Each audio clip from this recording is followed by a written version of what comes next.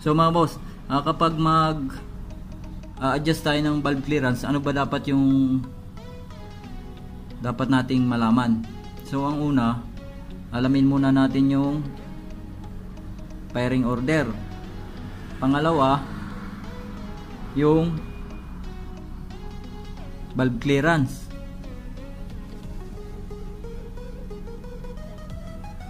Pangatlo, yung piston number 1. Paano ba natin malalaman kung nasaan yung piston number 1? Sa kanan ba o sa kaliwa? So, pag umakyat kayo sa makina, pansinin nyo yung cylinder head, mas mataas yung nasa kanan. So, dito sa kaliwa, mas mababa siya. So, kung alin yung mas mataas o nauuna, nandun yung piston number 1. At yung sa kabila, piston number 2. Bali ano yan eh, bali lumilipat lang yan eh. Piston number 1 sa taas, lilipat sa kabila, piston number 2. Palipat-lipat lang yan. Piston number 3, piston number 4, piston number 5, piston number 6, piston number 7, piston number 8. So ang bilang natin dito, 1, 3, 5, 7. Dito sa kabila, 2, 4, 6, 8. So, paano naman natin malalaman yung exhaust valve at saka intake valve? So, kung ito yung valve natin, itong dalawa na to, tingnan nyo lang yung intake manifold at saka yung exhaust manifold. Kung itong valve na to ay mas malapit sa intake manifold, ibig sabihin intake valve to. At ito naman isa exhaust valve kasi mas malapit siya sa exhaust manifold. Ganun lang mga boss. For example mga boss, ito yung flywheel natin. So ito yung guide. So pag umakyat kayo sa ibabaw ng transmission, makikita nyo dun sa wheel housing, mayroong butas dun, may takip na goma. So tanggalin nyo lang yung takip, then makikita nyo yung flywheel dun. Kailangan meron kayong shell tools, panikwat dun sa flywheel. So kung ito yung flywheel natin, ito yung pinaka guide. So ikutin lang natin yung flywheel. So nadaanan natin yung 3 and 8. So i-check nyo yung valve sa number 3 saka sa number 8. So kung yung number 3 natin tukod siya, tapos yung number 8 gumagalaw yung rocker arm, so adjust natin yung number 8. Ibig sabihin yung number 8 ang naka-fire.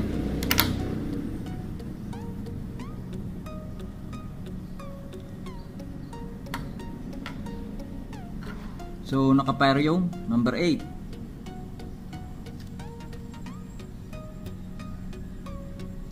Ngayon pagtapos na, ikutin ulit natin yung flywheel. Madadaanan natin yung 1 and 4. So may makikita kayong doon, running mate. Ito yung running mate niya, nakasulat sa flywheel yan. So kung number 8 ang nag-fire kanina, babalik na tayo sa number 1. So ito yung number 1. Ito yung tune up natin, number 1. O kung diskumpiyado pa rin kayo, di i-check nyo na lang yung valve ng 1 and 4 para sigurado.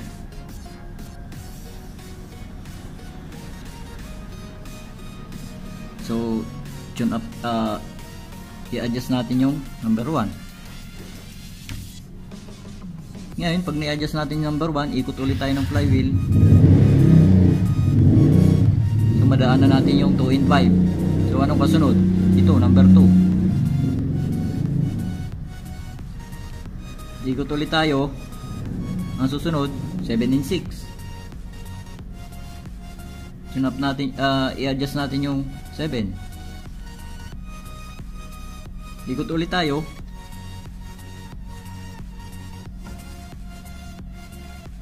Three and 8. I-adjust natin yung number 3. Ikot ulit natin. Number 4. I-adjust natin yung number 4. Pag ikot ulit natin yan, number 5. I-adjust natin yung number 5. Pag ikot ulit, i-adjust ulit natin yung bulb sa number 6.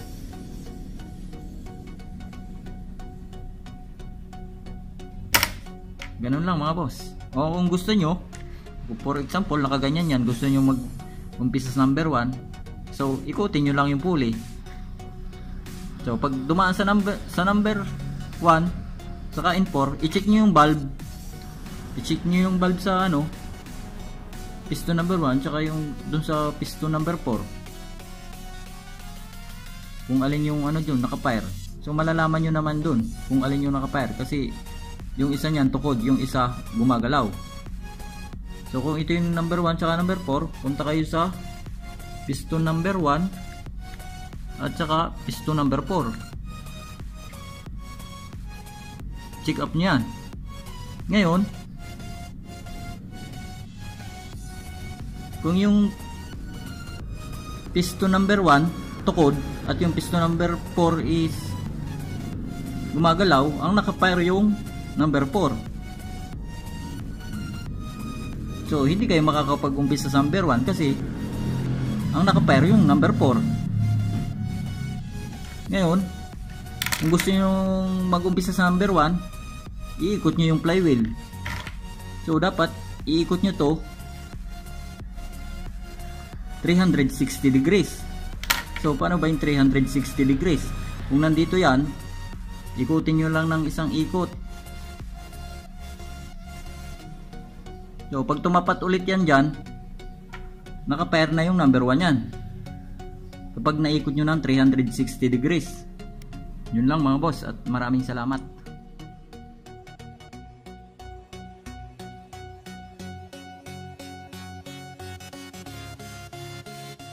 So ayan mga boss, kapag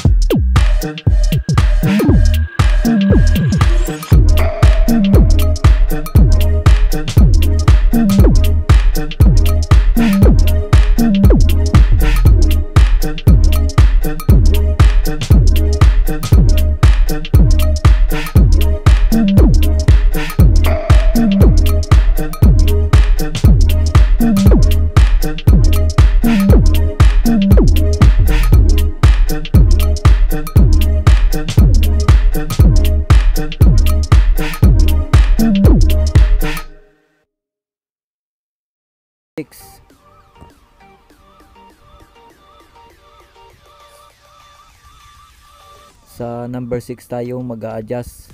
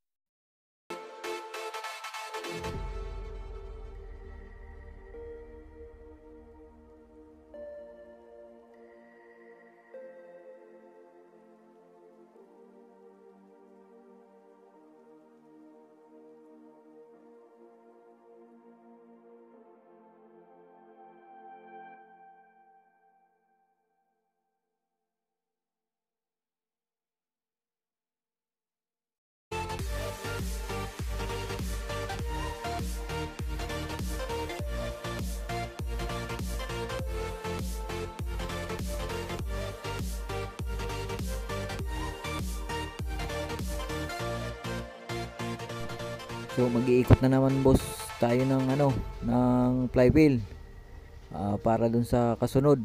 So pabalik-balik lang. So hintay nating lumabas yung 1 and 4 para sa number 4 naman tayo mag-adjust ng valve.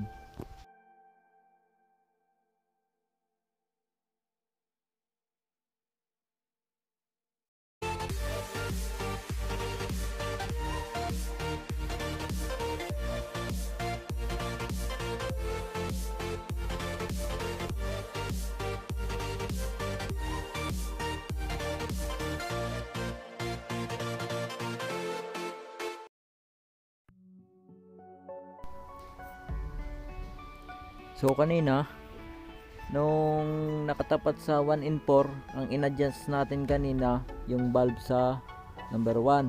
So ang i-adjust naman natin ngayon yung valve sa number 4.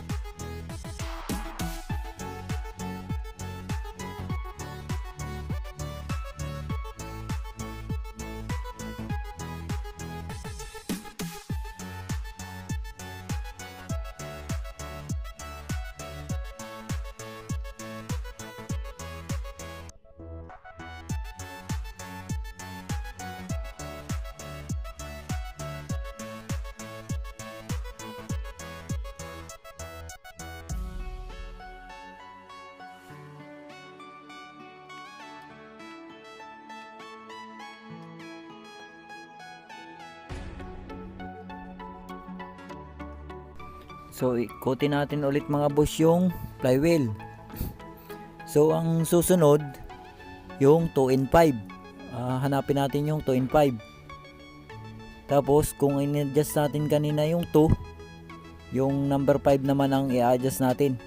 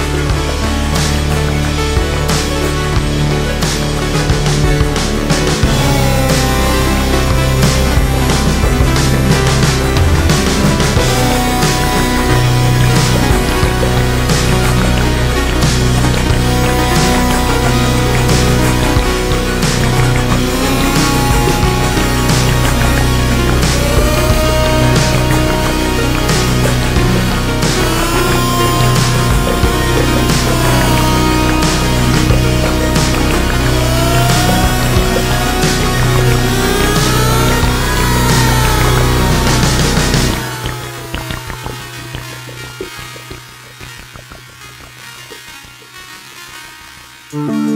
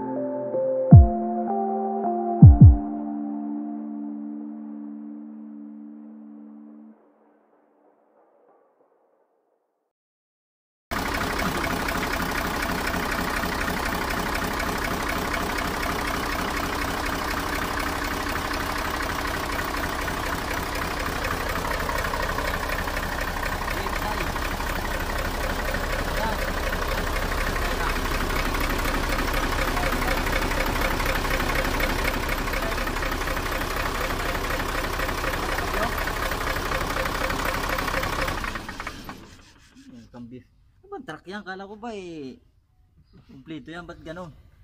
Nagawa ko pa pera yun eh.